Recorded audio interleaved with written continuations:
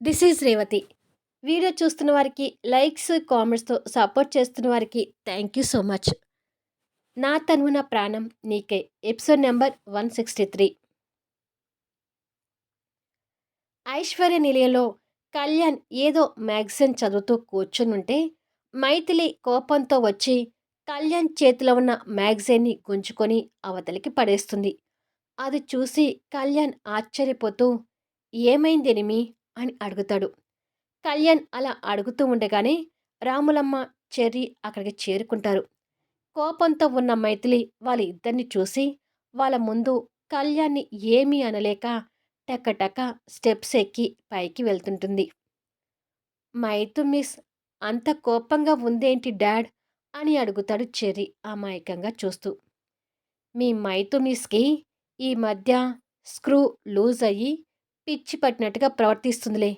ఆ పిచ్చి సంగతి నేను చూసుకుంటానులే అని కొడుకు భుజం తట్టి పైకి వెళ్తుంటాడు. మైథిలి అలా వెళ్ళడం చూసి రాములమ్మ కంగారు పడుతుంటుంది. కళ్యాణ్ రూంలోకి వెళ్ళేసరికి రూమ్ అంతా చిందరవందరగా కనిపిస్తుంటుంది. కోపంతో ఉన్న మైథిలి అందిన వస్తువుల్ని పగలగొట్టడం వల్ల ఆ రూమ్ అలా తయారవుతుంది. తన పైత్యాన్ని చూసి కళ్యాణ్ కోపం తెచ్చుకుంటూ ఏమైందేనిమి, ఎందుకు ఇలా ప్రవర్తిస్తున్నావు అంటూ దగ్గరికి వెళ్ళి తన చేతిలో పగలటానికి రెడీగా ఉన్న ఫ్లవర్ వాస్ని అందుకొని పక్కకు పెడతాడు. నీ వల్ల ఇవాళ నాకు ఎంత అవమానం జరిగిందో తెలుసా కళ్యాణ్ అంటుంది కోపంగా చూస్తూ. నా వల్ల నీకు అవమానమా? అసలు ఏం మాట్లాడుతున్నావు అని అడుగుతాడు.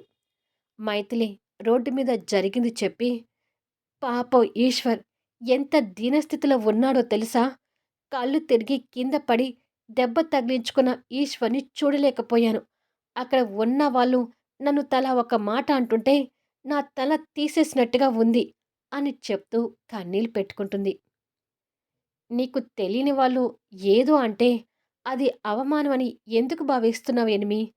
చిన్న పిల్లలాగా ఇలా ఎందుకు ప్రవర్తిస్తున్నావు అని అడుగుతాడు. నువ్వు ఈశ్వర్‌కి ఉద్యోగం ఇవ్వకపోతే నేను ఇలాగే ప్రవర్తిస్తాను. చెప్పు, ఈశ్వర్‌కి మన కంపెనీలో జాబ్ ఇస్తావా లేదా? అంటూ కోపంగా నిలదీస్తుంది.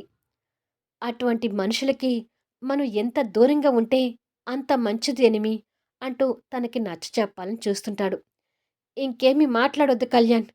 తండ్రి చేసిన తప్పుల్ని అడ్డు పెట్టుకొని కొడుకుని శిక్షించాలని చూడకు. నా మాట విని మన కంపెనీలో ఈశ్వర్‌కి ఏదో ఒక జాబ్ ఇవ్వు అని అంటుంది. లేదేనిమి, నీ మాటలతో నాకు విసుగు తెప్పించకు. ఈశ్వర్‌ని నేను దగ్గరికి చేరనివ్వను అంటాడు. అది విని మైథిలి ఇంకా కోపం తెచ్చుకుంటూ, ఒకప్పుడు మా నాన్న కూడా నీ విషయంలో అలాగే అనుకొనుంటే నువ్వు ఏమైపోయేవాడివి కళ్యాణ్ అని అడుగుతుంది. తన ఎనిమి అలా అంటుందని ఊహించని కళ్యాణ్ తన మాటలకు ఒక్కసారిగా షాక్ అవుతుంటాడు.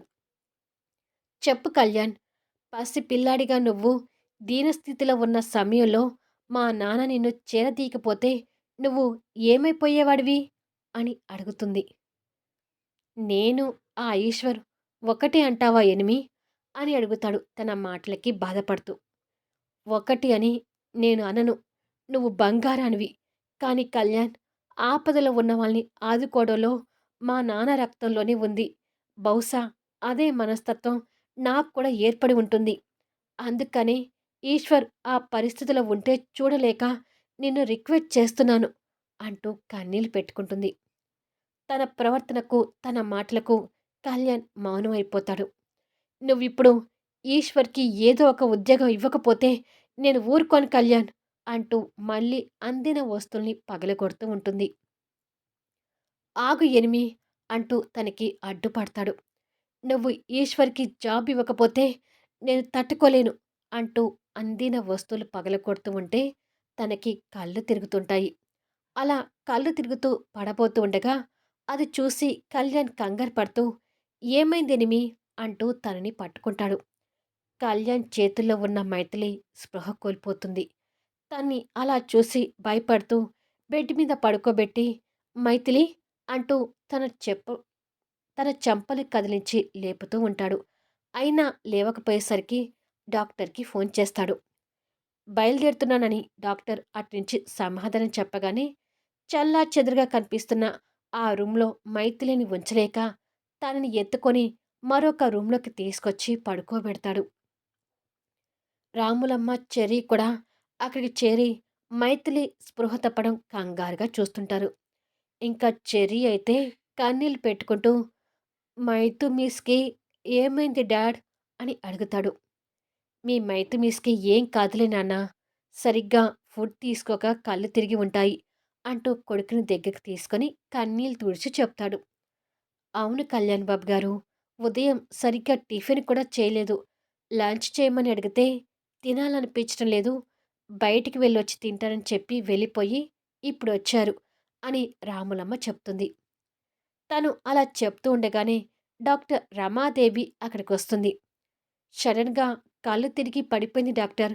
ఏమైందో అర్థం కావడం లేదు అంటాడు కళ్యాణ్ కంగారు పడుతూ. నేను చెక్ చేసి చెప్తాను.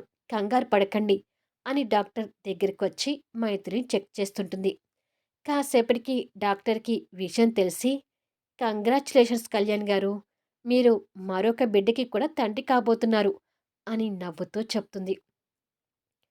కళ్యాణ్ ఆ మాటలు వినగానే అప్పటి వరకు ఉన్న కంగారు ఎగిరిపోయి ఆ స్థానంలో సంతోషం కలుగుతూ మీరు చెప్పేది నిజమే కదా డాక్టర్ అని ఎక్సైటింగ్గా అడుగుతాడు.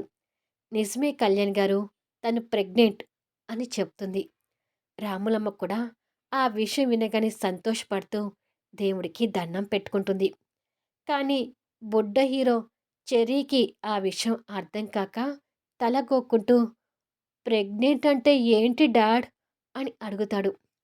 నేను చెప్తాను చెర్రీ బాబు.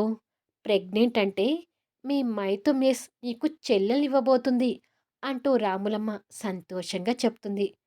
నిజమా డాడ్ అని అడుగుతాడు చెర్రీ సంతోషంతో కళ్ళు పెద్దవి చేసుకుంటూ. నిజమే చెర్రీ అంటాడు కళ్యాణ్ నవ్వుతూ. ఈలోపు మైథిలి కూడా స్పృహ నుంచి వచ్చి కళ్ళు తెరుస్తుంది. ఎదురుగా ఉన్న డాక్టర్ని ఆశ్చర్యంగా చూస్తూ ఉంటుంది. కళ్యాణ్ సంతోషంగా దగ్గరికొచ్చి తన తల నిమురుతూ నువ్వు ప్రెగ్నెంట్ అంట మైథిలి అని చెప్తాడు.